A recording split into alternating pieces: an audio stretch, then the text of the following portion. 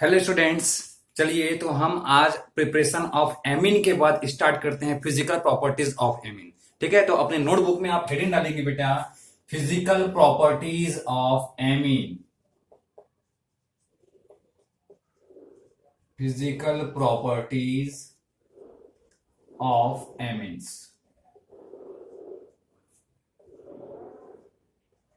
Physical property बेटा, इसके पहले आपने हेलोजन में पढ़ा होगा, क्लास 11 में पढ़ा होगा। फिजिकल प्रॉपर्टी जनरली हम क्या पढ़ते हैं, इसमें स्टेट पढ़ते हैं। स्टेट कौन सा होगा, सॉलिड होगा, लिक्विड होगा, गैस होगा। ओके, स्मेल पढ़ते हैं, कैसा स्मेल होगा। कलर पढ़ते हैं, ठीक है, कि कलर कैसा होगा, लिक्विड होगा, लिक्विड है तो लिक्विड का कलर कैसा होगा, सॉलिड है तो सॉलिड कलर में है कि कलरलेस है। ठीक है, तो ये सारी बातें हम किसमें पढ़ते हैं, फिजिकल प्रॉपर्टीज में पढ़ते हैं। साथ ही boiling point, melting point, density, ये सारी बातें हम करते हैं किसके अंतर्गत, फिजिकल प्रॉपर्टीज में। ठीक है, तो हम फिजिकल प्रॉपर्टीज ऑफ एमीन में सबसे पहले आप डालेंगे स्टेट। ओके, स्टेट की कैसा स्टेट, किस स्टेट में होता है एमीन। तो एमीन का बेटा, जैसे कि आप लोअर एमीन की बात करो, लोअर एमीन में जैसे कि मालूम है, दो एमीन ले लेता हूं यहां पर, जैसे कि मिथेनामीन है ना, मिथेनामीन, एथेनामीन, ये सब लोअर एमीन होगा। तो ये जो मेनली ये दो जो हैं, मेथनामीन और एथनामीन, ये दो जो लोअर एमीन्स हैं जो कि एलिफेटिक होते हैं, ये होता है बेटा गैसियस फॉर्म पे, ये होते हैं गैसियस फॉर्म पे। ठीक है, ये गैसेस हैं। और इसके बाद जैसे ही आप इससे हायर में चले जाते हैं, मतलब 3 कार्बन एटम वाले में चले जाते हो, ठीक है, हायर एमीन्स, हायर एमीन मतलब कि इसके कंपैरिजन में हायर, ये होते हैं बेटा लिक्विड।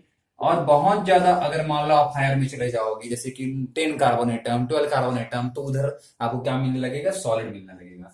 अगर हम बात करें एरोमेटिक एमीन्स की, ठीक है, एरोमेटिक एमीन की बात करें, तो एरोमेटिक एमीन जो है ये आपको गैसेस, लिक्विड, फिर जाके बाद में सॉलिड मिलता है। एरोमेटिक एमीन जो है गैसेस फॉर्म में नहीं होगा, ये लिक्विड एंड सॉलिड फॉर्म पे होते हैं। ठीक है, लिक्विड एंड सॉलिड फॉर्म पे आपको एरोमेटिक एमीन मिलते हैं। तो ये हो गया बेटा स्टेट, कौन सी स्टेट पे रहता है। ठीक है, सेकंड हम देखते हैं बेटा स्मेल। ठीक है, कि इसमें स्मेल कैसा होता है। तो जो लोअर एमीन्स हैं, लोअर एमीन में फिर से वही दो एमीन की बात करूंगा मैं, मेथनामीन और एथनामीन की। तो ये जो लोअर एमीन्स होते हैं, ये लोअर एमीन्स होते हैं बेटा फिश लाइक स्मेल। ठीक है, फिश की जैसी स्मेल होती है वैसा स्मेल इसकी होती है, फिश लाइक स्मेल। ठीक है, इससे जब आप ऊपर जाओगे, थोड़ा सा हायर एमीन में जाएंगे, ठीक है, हायर एमीन में जाएंगे, तो हायर एमीन में क्या होता है, हायर एमीन्स में होता है बेटा अमोनिकल स्मेल। ठीक है, अमोनिया का जैसा स्मेल आता है वैसा स्मेल आएगा, अमोनिकल स्मेल।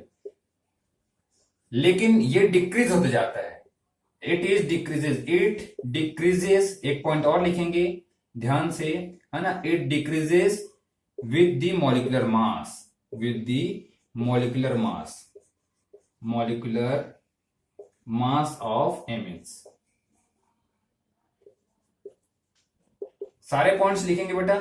ठीक है, वैसे तो लर्निंग ही है, आपको पढ़ना ही पड़ेगा, याद करना पड़ेगा। ठीक है, लोअर एमीन्स होता है गैसेस फॉर्म पे, कोई ज्यादा डिफिकल्ट नहीं। लोअर एमीन्स कौन से फॉर्म पे हो, गैसेस फॉर्म पे। जैसे जैसे हायर एमीन्स की तरफ जाते हैं लिक्विड से, फिर वो लिक्विड होता है, लिक्विड से फिर वो गैसेस होने लगेगा, सॉरी सॉलिड होने लगेगा। ठीक है, अगर हम हायर एमीन की बात करते हैं तो लिक्विड होता है, aromatic amine liquid and solid state में मिलेगा। ठीक है, स्मेल की बात करें लोअर एमीन्स, लोअर एमीन मतलब कि आप फिर से यहां पर बोलो मेथनामीन और एथनामीन, मतलब कि हो जाएगा CH3NH2 और C2H5NH2, इनमें होती है फिश के जैसा स्मेल। ठीक है, fish like smell. Higher amine में जाएंगे तो अमोनिकल स्मेल आएगा, अमोनिया के जैसा स्मेल रहेगा। और हायर एमिन जैसे जैसे हम जाते जाओगे, ये अमोनिया का स्मेल धीरे धीरे धीरे धीरे कम होता जाएगा। ठीक है, डिक्रीज होते जाता है मॉलिक्यूलर मास के साथ में। इसके बाद हम आते हैं कलर में। ठीक है, कलर देखते हैं, तो aliphatic amines are colourless, aliphatic amine colourless होते हैं, एलिफेटिक एमीन्स आर कलरलेस। ठीक है, एरोमेटिक एमीन भी कलरलेस होता है, लेकिन एरोमेटिक एमीन में एक और खास बात है, इसलिए हमने इसको अलग से लिखा। ठीक है, aromatic amines are also colorless,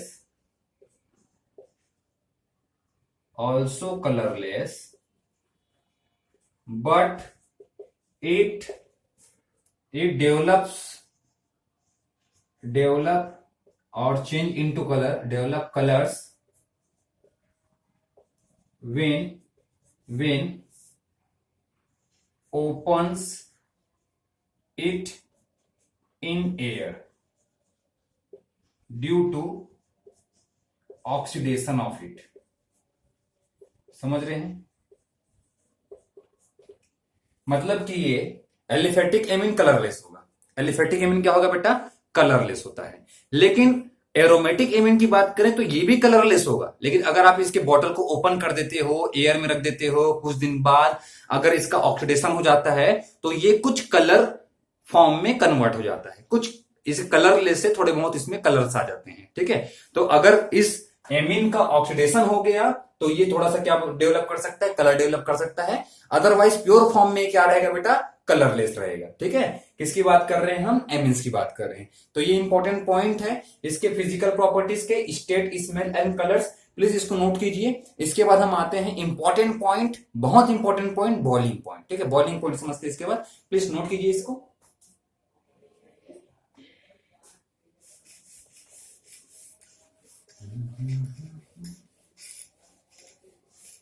बेटा जब भी मैं नोट करने बोलूं तो आप पॉज बटन क्लिक किया कीजिए, पॉज बटन क्लिक करके नोट किया कीजिए। ओके,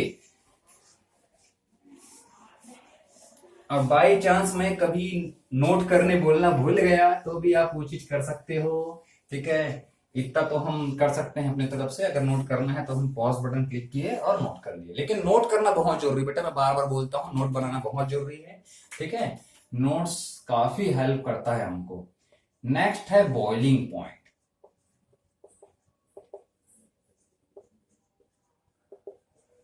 बॉइलिंग पॉइंट मतलब कि एक ऐसा टेम्परेचर जिसमें ये लिक्विड जो है गैस में कन्वर्ट हो जाए।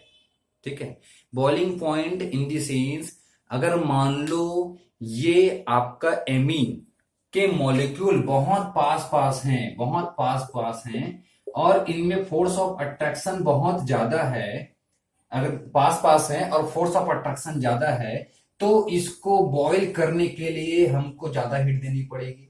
ठीक है, require more heat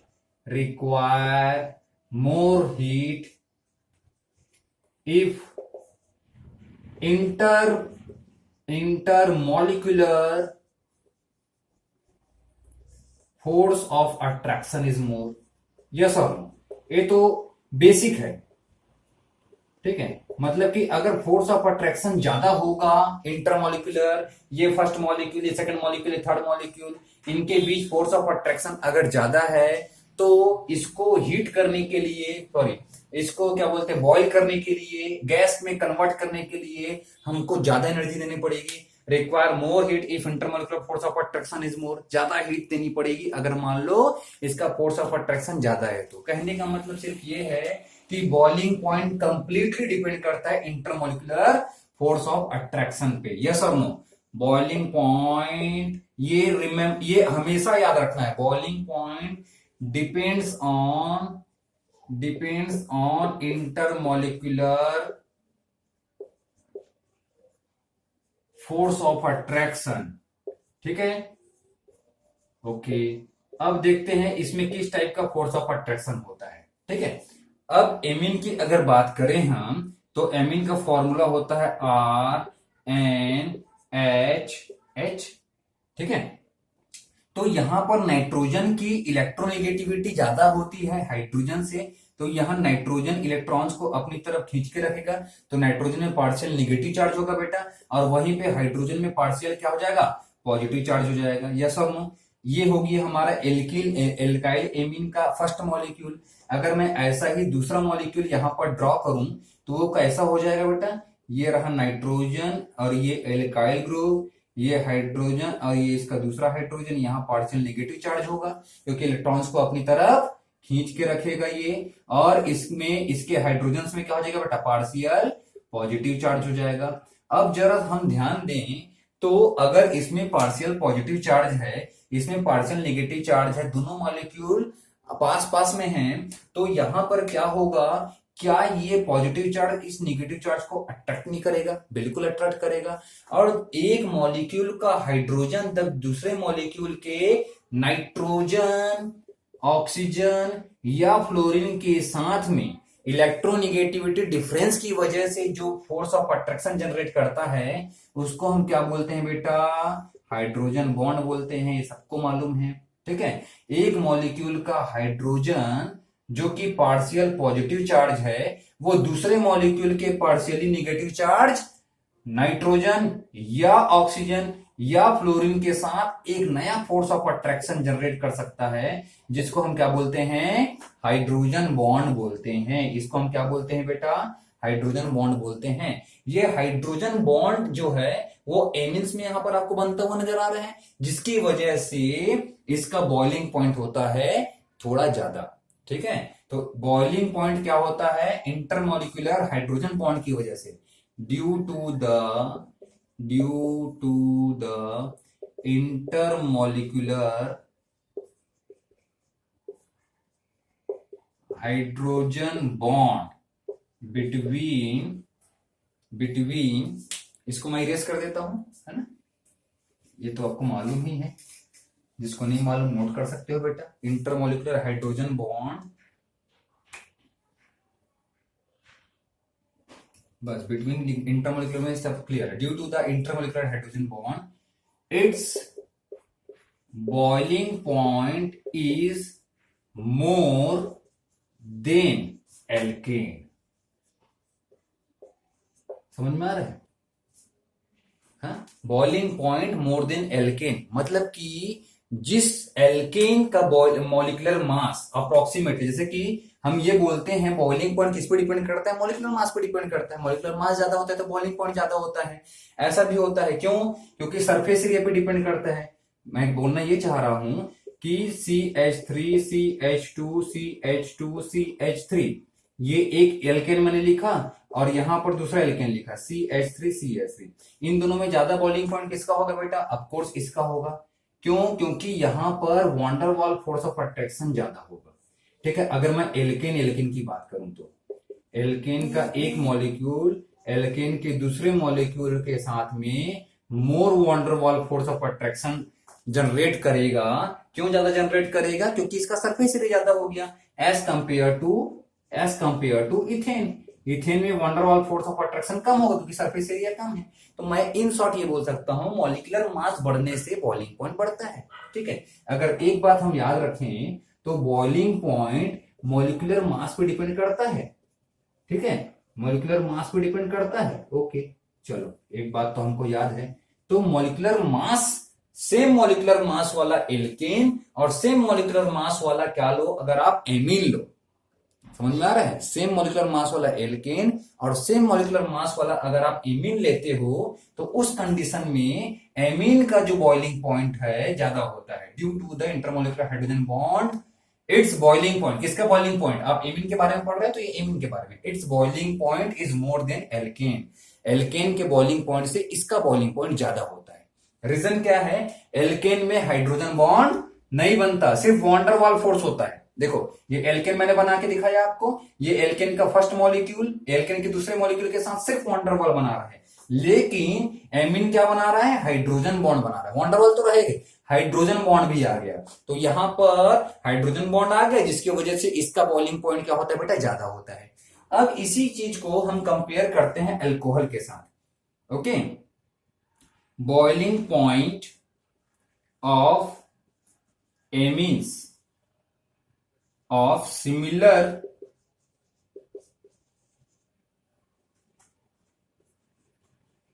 molecular mass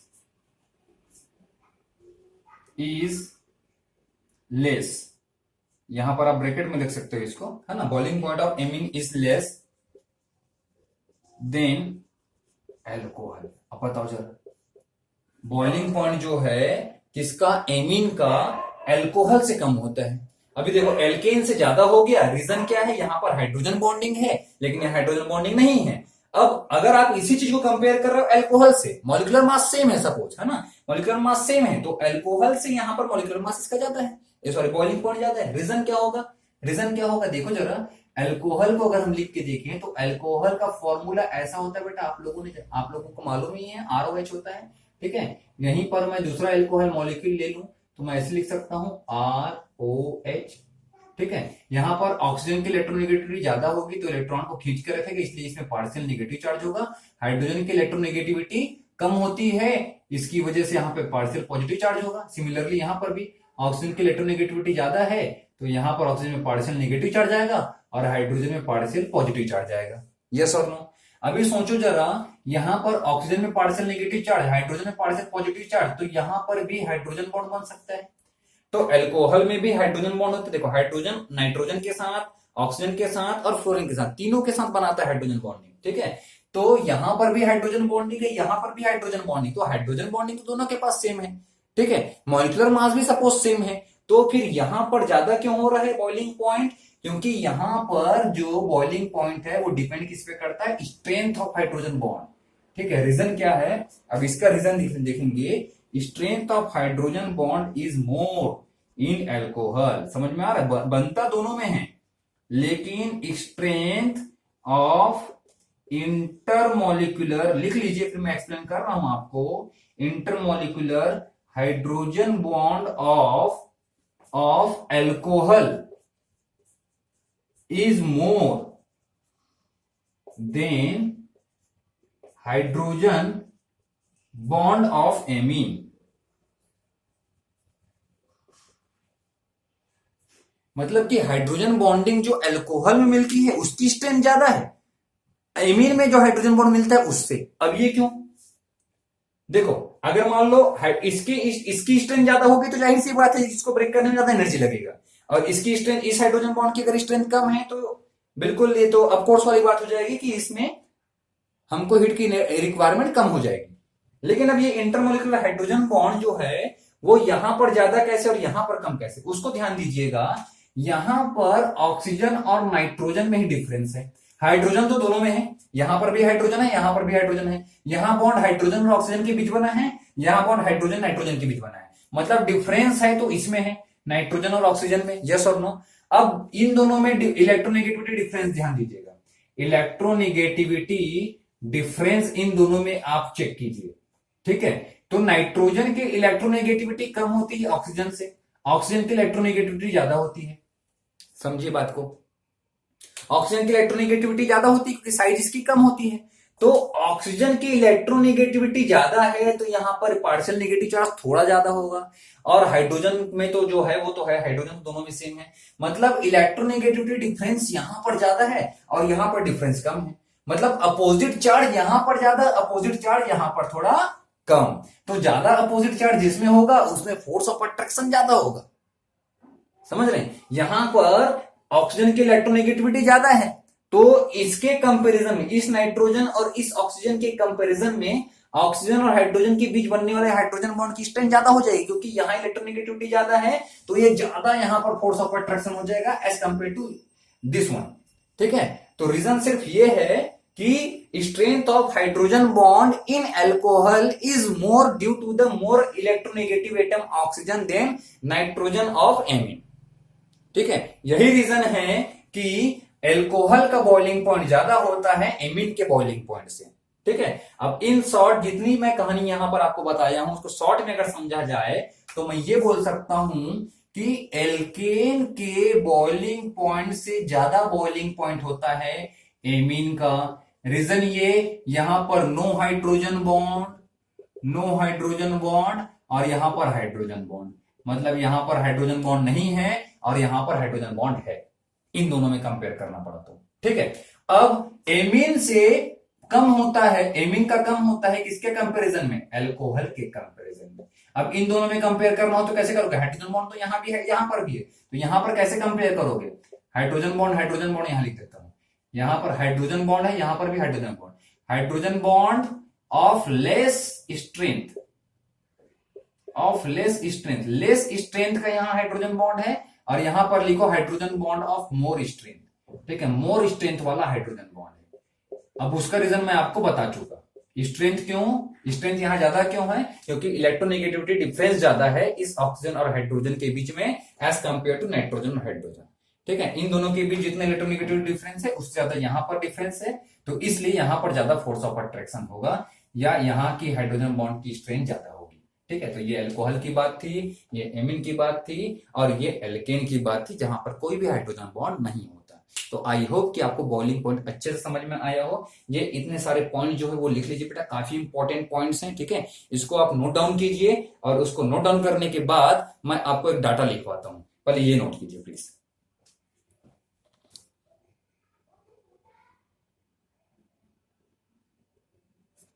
ठीक है बेटा, अब एक पॉइंट, ये टेबल बना लीजिए आप लोग, काफी इंपॉर्टेंट है। इंपॉर्टेंट इसलिए समझने में हमारे लिए हेल्प हो जाएगा। ठीक है, एक टेबल बनाएंगे आप, यहां पर लिखेंगे मॉलिक्यूलर मास। ठीक है, सेंटर में लिखिए मॉलिक्यूलर मास। मॉलिक्यूलर मास के बाद यहां पर लिखेंगे बेटा, यहां पर लिखिए आप कंपाउंड्स।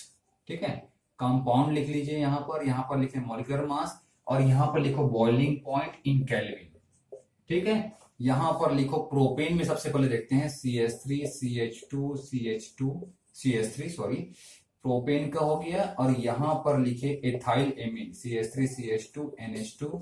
इसके बाद यहां पर हम लेते हैं एल्कोहल इथेनॉल C2H5 C2H5OH, और यहां पर लेते हैं फॉर्मिक एसिड HCOOH। ठीक है, मॉलिक्यूलर मास बेटा इनका इसका होगा 44, आई थिंक सो, काउंट कीजिए जरा, 12 3 जा 36, 36 39, 39 एंड 2 41, 41 एंड 3 44। यस, यहां पर कितना होगा बेटा 12 12 24, 24 एंड 14, 14 कितना है 24 एंड 14, 24 एंड 14, एंड हाइड्रोजन कितना है 3 2 5 5 एंड 2 7।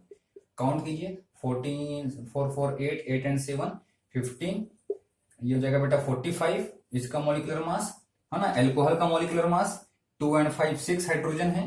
ठीक है, ऑक्सीजन का होता है 16, और यहाँ पे कार्बन का होता है 12, 12 2 जा 24, तो कितना हो गया बेटा 46 हो गया।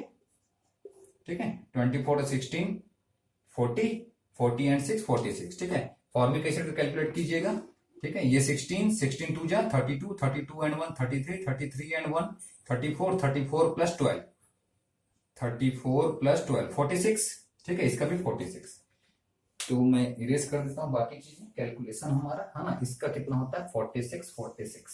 अब देखो अप्रोक्सीमेटली मॉलिक्यूलर मास सेम है, मॉलिक्यूलर मास में ज्यादा इतना चेंजेस नहीं है कि हमको इसका डिफरेंस बॉइलिंग पॉइंट में देखने को मिले, तो ये तो सेम है। लेकिन बॉइलिंग पॉइंट ऑफ एल्केन, इसका एल्केन का कितना होता है 232 होता है। एक मिनट डाटा चेक कर लेता हूं। ओके, 228 डाटा है मेरे पास। ओके 228, इसका होता है बेटा 292, ओके, इसका होता है 351, एंड इसका होता है 374। ठीक है, तो ये बॉइलिंग पॉइंट है, चेक कीजिएगा। ठीक है, बॉइलिंग पॉइंट केल्विन में 228 292 351 374, मतलब कि ये तो वही बात हो गई जो मैं आपको एक्सप्लेन किया था। अभी आप ध्यान दीजिए मेरे लेक्चर पे, तो मैं जो भी एक्सप्लेन किया था उस पर थोड़ा वापस जाइए, अपने नोट्स में वापस जाइए, चेक कीजिए अगर आप भूल गए हैं तो। ये है क्या एल्केन, एल्केन के बॉइलिंग पॉइंट से ज्यादा बॉइलिंग पॉइंट है एमीन का 228 से 292, और इससे ज्यादा बॉइलिंग पॉइंट है एल्कोहल का और फॉर्मिक एसिड का। इन दोनों का रीजन क्या है, यहां पर OH है, यहां पर क्या बेटा OH ग्रुप है। ये OH ग्रुप में हाइड्रोजन बॉन्ड की स्ट्रेंथ क्या होती है, ज्यादा होती है, हाइड्रोजन बॉन्ड स्ट्रेंथ ज्यादा होती है। ठीक है, इज मोर। और यहां पर क्या है हाइड्रोजन बॉन्ड स्ट्रेंथ NH की वजह से, NH2 में हाइड्रोजन बॉन्ड स्ट्रेंथ क्या होता है, कम होता है, स्ट्रेंथ इज लेस। ये दोनों रीजन लिख लिए, और यहां पर नो हाइड्रोजन बॉन्ड। ठीक है, नो हाइड्रोजन बॉन्ड। ठीक है, तो ये सिंपल सा रीजन था बॉइलिंग पॉइंट को समझने का। ठीक है, समझ में आया, बॉइलिंग पॉइंट समझ में आया, सिंपल सा रीजन है तीनों का, और ये आपको डायरेक्टली क्लियर हो जाएगा किससे, एक्सपेरिमेंटल डाटा से। ये एक्सपेरिमेंटल डाटा है, रीजन मैं आपको बताया। ठीक है, अभी इसको इरेज करते हैं। अब देखते हैं boiling point in isomers of amines. Boiling point हम देखते हैं आइसोमर ऑफ एमीन्स में। ठीक है, हेडिंग डालेंगे comparison in the boiling point of the isomers of amine. Isomer of amine अगर मैं बात करूं, जैसे कि ब्यूटाइल एमीन। ठीक है, किसकी बात करूं? नॉर्मल C4H9NH2 की बात करूं, मतलब मैं इसको चलो सीधा स्ट्रक्चर में बनाता हूं, ज्यादा बेटर है स्ट्रक्चर में बनाऊं। जैसे कि यहां पर मैं लिखता हूं CH3 CH2 CH2 और ये हो गया CH2NH2। ठीक है, और इसके आइसोमर की अगर आप बात करोगे तो आइसोमर कैसे बना सकते हो? आप ऐसे बना सकते हो CH3 CH2 CH2, यहां पर NH और ये CH3 सेकेंडरी एमीन हो गया। ठीक है, यहीं पर आप टर्सरी एमीन की बात करो, टर्सरी एमीन कैसे हो जाएगा? NCH3, यहां पर आप क्या ले लो? CH3, यहां ले लो C2H5। ठीक है, N डाइमेथाइल एथनामीन। ये तीनों अलग अलग क्या है हमारे पास? एमीन है। तो इन तीनों एमीन्स में अगर आपको क्वेश्चन आए कि बेटा बताइए कि बॉइलिंग पॉइंट किसका ज्यादा होगा, ठीक है, तो एक तो आप सरफेस एरिया देख सकते हो, लेकिन सरफेस एरिया यहां आपको कम मिलेगा, यहां तो अप्रोक्सीमेटली आपको सेम दिख रहा है, तो यहां कैसे कंपेयर करोगे? तो यहां दिक्कत आ जाएगी। तो यहां पर सरफेस एरिया पे डिपेंड, सिर्फ सरफेस एरिया पे करता है ऐसी बात नहीं है, इससे भी ज्यादा डिपेंड करने वाला या इससे भी ज्यादा अफेक्ट करने वाला रीजन है आपके पास। उसका रीजन सुनिए कि बॉइलिंग पॉइंट किस पे डिपेंड कर रहा है? Boiling point of amines are depend, boiling point of, मतलब ये समझने के लिए आपके लिए हेल्पफुल रहेगा। Boiling point of amines depends on hydrogen bonding. Hydrogen bond पे डिपेंड करता है कि नहीं? हाइड्रोजन बॉन्ड है इसलिए ज्यादा है। ठीक है, इस पे डिपेंड करता है। अब दूसरा देखो, यहां पर boiling point of amine depends on hydrogen bond. ठीक है, लेकिन अब देखेंगे इन प्राइमरी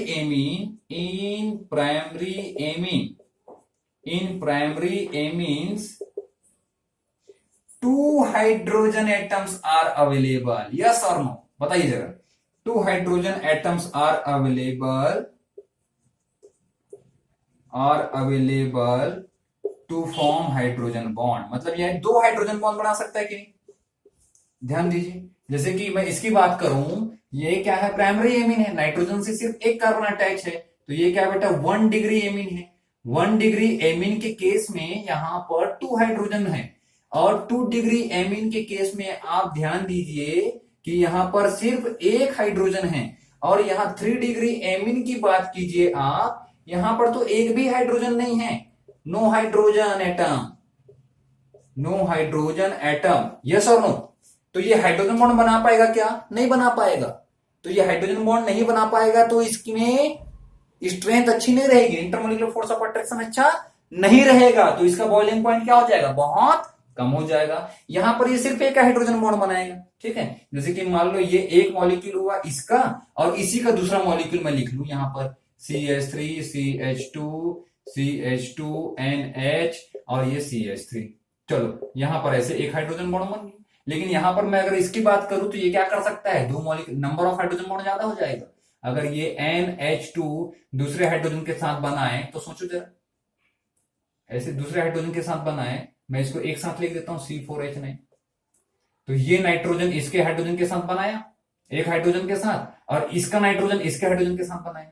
ठीक है, और यहां पर एक और हाइड्रोजन अवेलेबल है जो कि इसके दूसरे मॉलिक्यूल के साथ बनाएगा। तो यहां पर देखो, चलो 2 ही के पास आप देख लो, यहां पर 2 के बीच में 2 हाइड्रोजन बॉन्ड बन रहा है, यहां पर सिर्फ एक ही हाइड्रोजन बॉन्ड बन रहा है, तो यहां पर नंबर ऑफ हाइड्रोजन बॉन्ड जो है ज्यादा होते जाएगा। भाई जितना ज्यादा हाइड्रोजन अवेलेबल रहेगा और नाइट्रोजन अवेलेबल रहेगा, हाइड्रोजन बॉन्ड उतना ज्यादा बनेगा। यहां पर देखो 1 2 3 4 अवेलेबल है, यहां पर 1, और इसको भी अगर सोचोगे आप कि ये भी बना लेगा सर तो ठीक है ना, 2 है, और फिर अब ये किससे जुड़ेगा? नहीं जुड़ पाएगा। ठीक है, तो वही बात मैं बोलना चाह रहा हूं कि यहां पर 2 हाइड्रोजन एटम अवेलेबल है, जिसकी वजह से यहां पर hydrogen bond, number of hydrogen bond ज्यादा होगा, तो इसकी बॉइलिंग पॉइंट भी ज्यादा होगी। इसमें नंबर ऑफ हाइड्रोजन बॉन्ड कम होगा तो इसकी बॉइलिंग पॉइंट कम होगी, और इसमें बिल्कुल नहीं होगा तो सबसे कम टर्सरी एमीन की होगी। ठीक है, तो in primary amine 2 hydrogen atoms are available to form hydrogen bond, therefore its boiling point will be most। ठीक है, whereas whereas in secondary amine, बाकी तो अंडरस्टूड है बेटा, in secondary amine only one hydrogen atom is available,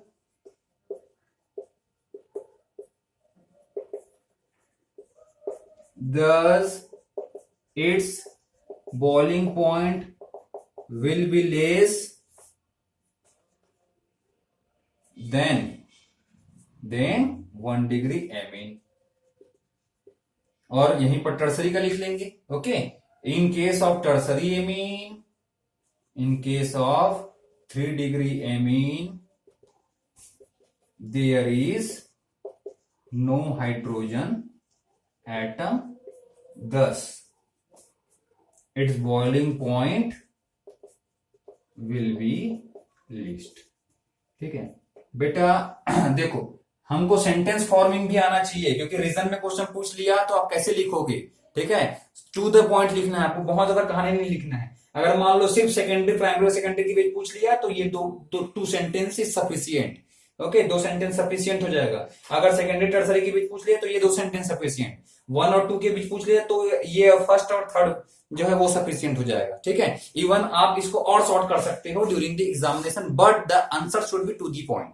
Okay, your answer should not that type in which you cannot explain in which the complete information is supposed not there। तो ऐसा काम नहीं करना। ठीक है,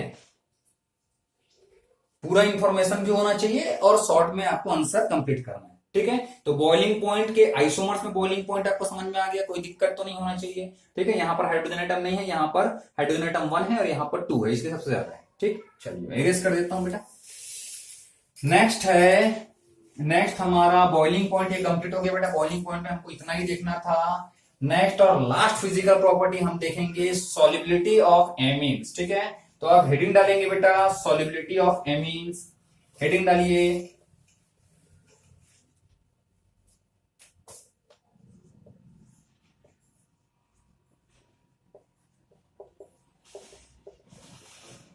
solubility of amines. अब बताओ एक बार, इसके पहले एक्चुअली मैं halo alkane hello arenes explain कर चुका हूं आप लोगों को, यूट्यूब में अपलोड कर चुका हूं। ठीक है, अगर आप वीडियो नहीं देखें तो प्लीज देख लीजिएगा, तो सॉल्युबिलिटी और अच्छे से समझ में आ जाएगी। वहां कॉन्सेप्ट अच्छे से क्लियर कराने की कोशिश मैंने किया है। ठीक है, तो हेलो एल्केन हेलो एरिन अगर आप पढ़ के आ रहे होगे, ठीक है, उस केस में तो आपको और अच्छे से भी सॉल्युबिलिटी समझ में आ जाएगा।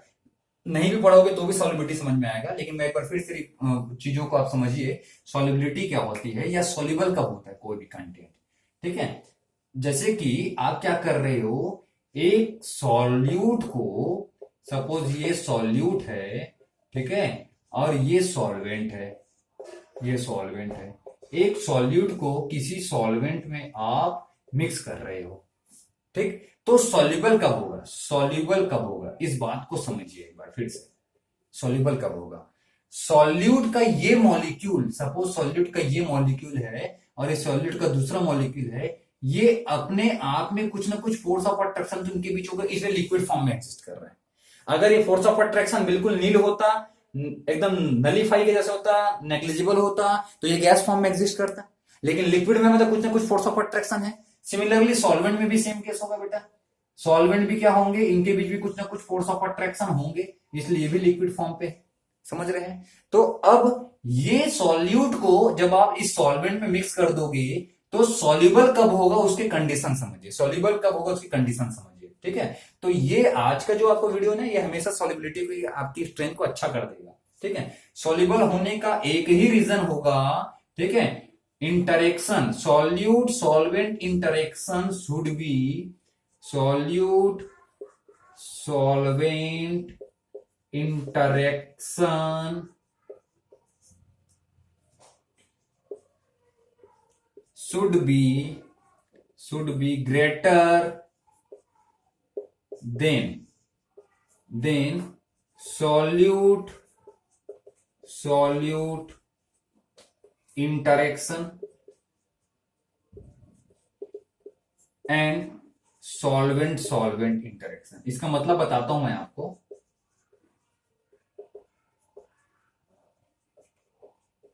इसका मतलब समझिए।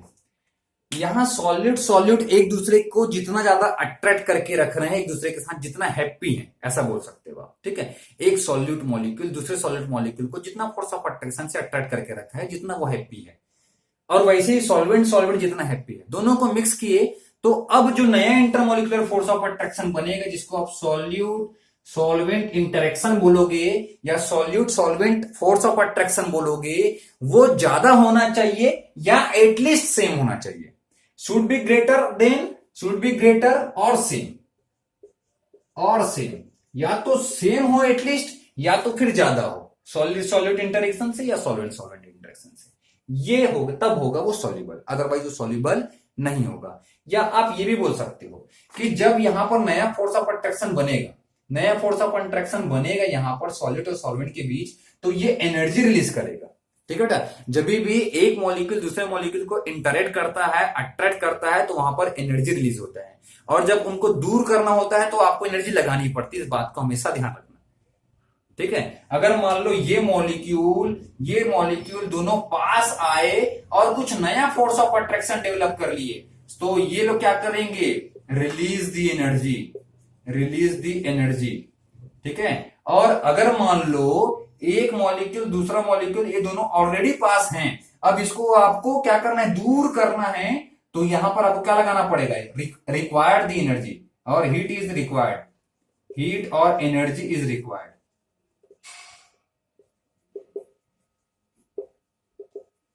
समझ रहे हैं? ये मॉलिक्यूल जब पास आए तो एनर्जी रिलीज करेंगे, चाहे वो सॉल्यूट हो सॉल्वेंट हो, कोई फर्क नहीं पड़ता, ठीक है। और ये मॉलिक्यूल को दूर करना है तो यहां हीट या एनर्जी लगेगी। मतलब अभी आप समझिए, ये सॉल्यूट को पहले मेरे को दूर करना पड़ेगा, सॉल्वेंट को दूर करना पड़ेगा, तब सॉल्यूट का एक मॉलिक्यूल आएगा, सॉल्वेंट का एक मॉलिक्यूल आएगा, और यहां पर एक न्यू एनर्जी बनेगी, एक न्यू बॉन्ड बनेगी। तो यहां पर जो नया बॉन्ड बनेगा वो जितनी एनर्जी रिलीज करेगा, यहां पर जो नया बॉन्ड बनेगा वो जितनी एनर्जी रिलीज करेगा, उतनी उसी एनर्जी से, जिस एनर्जी को रिलीज करेगा उसी एनर्जी से आपको इसको ब्रेक करना है, ठीक है। इसी एनर्जी से हम इसको ब्रेक करेंगे, समझ में आ रहा है? तो यहां पर जितनी एनर्जी निकलेगी, यहां पर जितनी एनर्जी रिलीज होगी, वो सफिशियंट होना चाहिए इन दोनों को ब्रेक करने के लिए। अगर मान लो यहां से जितनी एनर्जी निकल रही है, यहां से जितना एनर्जी इवॉल्व होगी, नया जो फोर्स ऑफ अट्रैक्शन है वहां से जितना एनर्जी रिलीज होगा, वो फोर्स ऑफ अट्रैक्शन, वो एनर्जी जो है सफिशियंट होना चाहिए इन दोनों को ब्रेक करने के लिए, तब जाकर के ये सॉल्युबल हो सकता है, ठीक है। तो यहां पर आप ये भी लिख लो, ये पॉइंट भी नोट कर लो, ठीक है। New energy released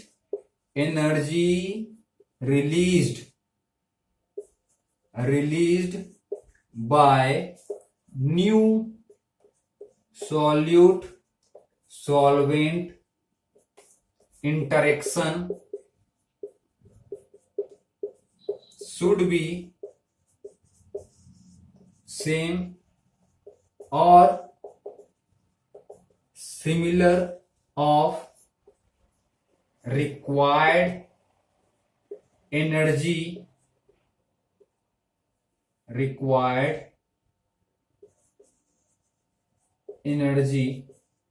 to break solute interaction and solvent interaction, ठीक है। ये आपका नोट भी बन गया बेटा, नोट भी बनाओ ताकि आपको बाद में वापस वीडियो ओपन ना करना पड़े या बाद में आप भूल ना जाओ, ठीक है। हीट एनर्जी इज रिक्वायर्ड, मैं यहां लिख देता हूं, हीट एनर्जी इज रिक्वायर्ड। समझ में आ रहा है बेटा? देखो बहुत सिंपल सा है, कोई खास इसमें नई बात नहीं है, कोई बहुत ही अजीबोगरीब चीज नहीं है, ठीक है। हमारा ही चीज है, हम रोज इसको पढ़ रहे हैं, ऐसा ही चीज है, कोई नया सब्जेक्ट नहीं, ठीक है। सॉल्यूट इंटरेक्शन, सॉल्यूट को यहां पर नया फोर्स ऑफ अट्रैक्शन बनाने के लिए जितनी एनर्जी रिलीज होगी, वो यहां पर इन दोनों को ब्रेक करने के लिए सफिशियंट होना चाहिए। ये एक और कंडीशन होता है सॉल्युबल होने की, ठीक है। और अब देखो आप ये भी समझ सकते हो, एक और अगर शॉर्ट फॉर्म में बताऊं तो, new force of attraction should be stronger. New force of attraction किसको बोलोगे आप? सॉल्यूट को कि सॉल्वेंट को कि सॉल्यूट को? इन दोनों को कि इन दोनों को कि इन दोनों के बीच को, इन दोनों के बीच को बोलोगे ना, न्यू फोर्स ऑफ अट्रैक्शन मतलब कि सॉल्यूट सॉल्वेंट, इतना ही लिख दूं, है ना, should be stronger than old force of attraction. Old force of attraction से न्यू फोर्स ऑफ अट्रैक्शन ज्यादा स्ट्रांग होना चाहिए। ओल्ड फोर्स ऑफ अट्रैक्शन कौन कौन सा है? Solute and solvent. ये 3 पॉइंट है जो ध्यान रखेंगे आप, हमेशा ध्यान रखेंगे बेटा, ठीक है। आज का वीडियो में ये जो बात मैं आपको बता रहा हूं इसको आप हमेशा ध्यान रखिए। ये आपको हर एक चैप्टर में, हर एक ऑर्गेनिक केमिस्ट्री में, कहीं कहीं इनऑर्गेनिक में भी ये सारी चीजें काम आएगी। अभी आप कभी कभी आप ये बात कैसे आपको समझ में आएगी और अच्छे से समझिए। अगर यहां पर जितनी एनर्जी रिलीज होने वाली है उतनी नहीं हो रही है, जितनी होने वाली है उतनी नहीं हो रही है, तो क्या होता है? तो इनसॉल्युबल होता है। उस कंडीशन पे आप सोचिए, अगर हम हीट खुद से दे दे तो सॉल्युबल हो जाता है। क्यों? क्योंकि जो घुल नहीं रहा था, जो डिजोल्व नहीं हो रहा था, वो डिजोल्व होने लगा। क्यों? क्योंकि वहां तो वो हीट नहीं बना पाया, इन दोनों के पास आने से तो हीट नहीं बन पाया। ये यहां से आया, ये यहां से आया, उनसे तो हीट नहीं आया, लेकिन उस हीट को आपने दे दिया। उसको तो हीट से मतलब चाहे कहीं से भी आए, तो जाकर के वो सॉल्युबल हो गया। तो सॉल्युबल तभी होगा जब यहां से जितनी हीट एनर्जी रिलीज होगी वो हीट एनर्जी इन दोनों को ब्रेक करने के लिए सफिशियंट होगी, तभी होगी, ठीक है। और वो कब होगा सफिशियंट? जब यहां स्ट्रॉन्ग फोर्स ऑफ अट्रैक्शन बने, यहां पर जितना है उससे, या एटलीस्ट सेम बने, तब वो चीज हो सकती है, ठीक है। अब इतनी सी बातें थी। अब इस सारे पॉइंट्स को अब देखिएगा हम अप्लाई करते हैं एमिन में, ठीक है बेटा। ये मैं इरेज कर दूं, ये पॉइंट्स यहां रख देता हूं मैं, इसको आप लिखिएगा, ठीक है। अब इसको अप्लाई करते हैं बेटा हम एमिन में, ध्यान दीजिएगा, ठीक है। ये एमीन RNHH,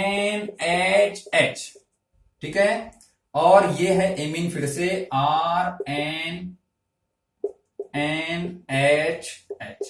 ठीक है। और ये वाटर HOH, और ये वाटर HOH, ठीक। अब देखिए यहां पर ये हाइड्रोजन बॉन्ड में बैठा हुआ है, सॉरी, इसका यहां पर वाटर में है हाइड्रोजन बॉन्डिंग। क्यों होगा हाइड्रोजन बॉन्डिंग? देखिए मैं बना रहा हूं आपको, है ना, आपको नहीं बना रहा हूं, सॉरी, मतलब यहां पर मॉलिक्यूल बना रहा हूं। ऑक्सीजन जो है इसमें मोर इलेक्ट्रोनेगेटिव है, तो ये इलेक्ट्रॉन्स को खींच के रखेगा, तो पार्शियल नेगेटिव चार्ज, यहां पर पार्शियल पॉजिटिव चार्ज, यहां पर पार्शियल नेगेटिव चार्ज, यहां पार्शियल पॉजिटिव चार्ज। तो इसका ऑक्सीजन इसके हाइड्रोजन के साथ हाइड्रोजन बॉन्ड बना लेगा, मतलब कि वाटर में हाइड्रोजन बॉन्ड होता है, ठीक है। नाइट्रोजन में भी हाइड्रोजन बॉन्ड है, सॉरी एमिन्स में भी हाइड्रोजन बॉन्ड है। ये मैंने बनाया किसका? वाटर का। ये मैंने किसका बनाया? एमिन्स का। तो एमिन में भी हाइड्रोजन बॉन्ड है, अभी पढ़ा मैंने, कई बार बताया एमिन का। तो वाटर में भी हाइड्रोजन बॉन्ड है, ठीक है। अब अगर मान लो आप एमीन को और वाटर को दोनों को मिक्स कर दिए, एमीन को और वाटर दोनों को मिक्स कर दिए, तो क्या होगा बताइए जरा, क्या होगा? तो यहां पर ये मैं ले लिया एक एमीन और एक ले लिया वाटर, ठीक है। तो ये नाइट्रोजन इसके हाइड्रोजन के साथ हाइड्रोजन बॉन्ड, इसका ऑक्सीजन इसके हाइड्रोजन के साथ हाइड्रोजन बॉन्ड। तो नया जो आपको मिक्सचर मिल रहा है, इन दोनों को मिक्स करने से जो मिक्सचर मिल रहा है, ये मिक्सचर भी हाइड्रोजन बॉन्ड बना सकता है। सोचो जरा, मतलब कि यहां भी हाइड्रोजन बॉन्ड था, यहां भी हाइड्रोजन बॉन्ड था, और ये दोनों को मिक्स करने से भी हाइड्रोजन बॉन्ड बन रहा है, इसलिए ये सॉल्युबल है, इसलिए ये सॉल्युबल होता है, ठीक है। Amines are soluble in water. Reason क्या है? पहले भी हाइड्रोजन बॉन्ड था, बाद में भी हाइड्रोजन बॉन्ड है। मैं आपको क्या बताया, या तो ग्रेटर होना चाहिए या तो सेम होना चाहिए। समझ में आ रहा है? जो फोर्स ऑफ अट्रैक्शन जो है या तो ग्रेटर होना चाहिए या तो सेम होना चाहिए। तो ओल्ड बॉन्ड जो है वो भी हाइड्रोजन बॉन्डिंग था, है ना, और न्यू बॉन्ड भी हाइड्रोजन बॉन्डिंग है। तो अगर बॉन्डिंग आपको सिमिलर मिल रहा है तो फिर क्या हो सकता है? ये सॉल्युबल हो सकता है। तो यहां पर आपको सिर्फ ये लिखना है, amines are soluble in water because amines are soluble in water because it can form hydrogen bond with water, ठीक है, क्योंकि ये हाइड्रोजन बॉन्ड बना सकता है वाटर के साथ। क्या सर इतनी छोटी सी बात थी, यहां से कुछ समझ में नहीं आया? आएगा बेटा। इसमें ये जो आपका कंटेंट है, ये कंटेंट बहुत सारे ऑर्गेनिक केमिस्ट्री में काम आएगा, जो मैं आपको आज बताया, ठीक है। और ये भी तो वहीं से है, नया हाइड्रोजन बॉन्ड जो बन रहा है वो पुराने हाइड्रोजन बॉन्ड के जैसा ही है, इसलिए ये सॉल्युबल है। क्योंकि मैं यहाँ पर कई बार इस पॉइंट को आपको एक्सप्लेन किया कि अगर नया बॉन्ड और पुराना बॉन्ड दोनों सेम है तो भी वो सॉल्युबल हो सकता है, ठीक है। और इसी वजह से यहां पर एक चीज और आया है, एक वर्ड बोलते हैं लाइक डिजॉल्व लाइक, ये वर्ड याद रखिएगा, लाइक डिजॉल्व लाइक, मतलब कि जैसा है वो वैसा ही को डिसॉल्व कर सकता है। जैसा इसमें हाइड्रोजन बॉन्ड है वैसा ही इसमें हाइड्रोजन बॉन्ड है, इसमें भी हाइड्रोजन बॉन्ड है, ठीक है। ये भी पोलर है, ये भी पोलर है, तो पोलर पोलर को डिसॉल्व कर सकता है, ठीक है। पोलर पोलर को डिसॉल्व कर सकता है, जिसमें अपोजिट चार्ज डेवलप हो रहा है इसमें भी अपोजिट चार्ज डेवलप हो रहा है, तो पोलर पोलर को डिसॉल्व कर सकता है। रीजन क्या है, ये सारे रीजन है, ठीक है। कि सेम इंटरेक्शन हो सकता है या तो फिर ग्रेटर इंटरेक्शन हो सकता है, लाइक डिसॉल्व लाइक का मतलब यही, ठीक है। ये समझ में आया। Amines are soluble in water because it can form hydrogen bond with water. एक चीज और है, ठीक है, solubility decreases with increase in, लिखेंगे solubility decreases, solubility of amines decreases with increase in molecular mass of alkyl group, ठीक है। Molecular mass of alkyl group जितना ज्यादा होते जाएगा एमीन की सॉल्युबिलिटी कम होती जाती है। फिर से समझिए क्या बोल रहा हूं मैं, molecular mass of alkyl group जितना ज्यादा होता जाता है एमीन की सॉल्युबिलिटी कम होती जाती है। देखते हैं कहने का मतलब क्या है। C2H5NH2 C3H9 3 2 6 6 + 2 8 7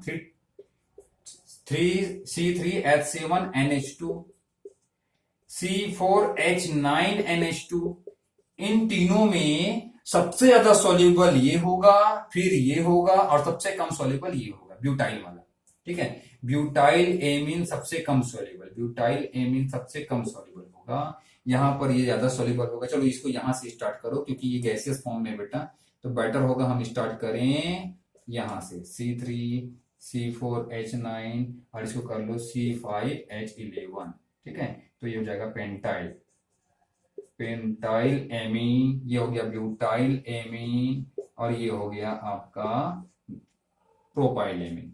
तो इन तीनों में सबसे ज्यादा सॉल्युबल कौन है, पेंटाइल एमीन है। रीजन सबसे कम सॉल्युबल है पेंटाइल एमीन, मतलब कि ये C3 से C4 हो गया, C4 से C5 हो गया, तो सॉल्युबिलिटी कम होती जा रही है।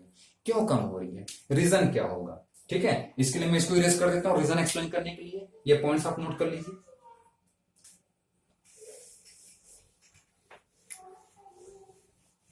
देखो बेटा, इसका रीजन काफी आसान है, ज्यादा डिफिकल्ट नहीं है। एक्चुअली होता क्या है, अभी लाइक डिसॉल्व लाइक को ध्यान रखिएगा, पोलर पोलर को अट्रैक्ट करता है।